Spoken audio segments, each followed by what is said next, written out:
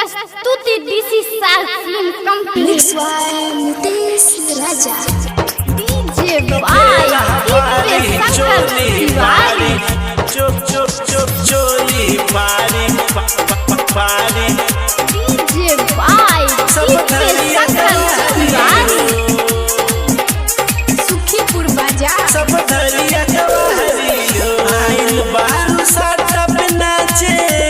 जिला मोतिहारी सब धरिया कवारी हो आइल बारू साटा पे नाचे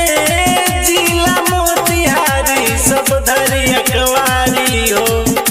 हाँ धरिया कवारी हो तो फेर हमारी चोली पारी सब धरिया कवारी हो तो फेर हमारी चोली पारी सब धरिया कवारी हो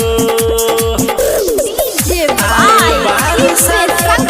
तिवारी जिला मोतिहारी सब धरिया कवारी हो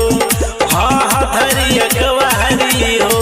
तो फेर हमारी चोली पारी सब धरिया कवारी हो तो फेर हमारी चोली पारी सब धरिया कवारी हो तो फेर हमारी चोली पारी चोली पारी पारी मिक्स बाय मुकेश सब धरिया कवारी हो सुखीपुर बाजार सब धरिया कवारी हो चोली के साइज हवे रानी तोहर बत्तीस बूढ़ावा जवान धके कोरी साइज 36 कोरी साइज 36 चोली के साइज हवे रानी तोहर बत्तीस बूढ़ावा जवान धके कोरी साइज 36 पेनलू सालवार जैसे लागे पीरा पार सब धरिया कवारी हो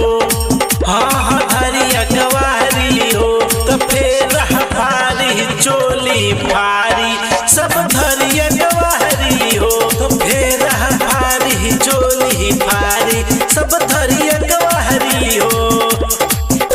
तो फेर हमारी चोली पारी चोली पारी पारी सब धरिया कवारी हो DJ Umesh DJ by DJ Shankar Tiwari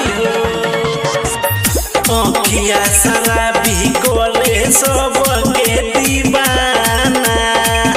चल जाई गोली जल्दी करबू तू माना करबू हो माना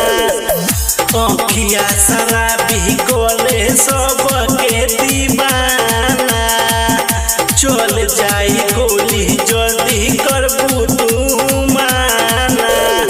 नीलेश दरोगा कन्हैया के साथे सब धरिया कवारी हो हाँ धरिया कवारी हो तो फेर हमारी चोली पारी सब धरिया कवारी हो तो फेर हमारी चोली पारी सब धरिया कवारी हो डीजे बाय डीजे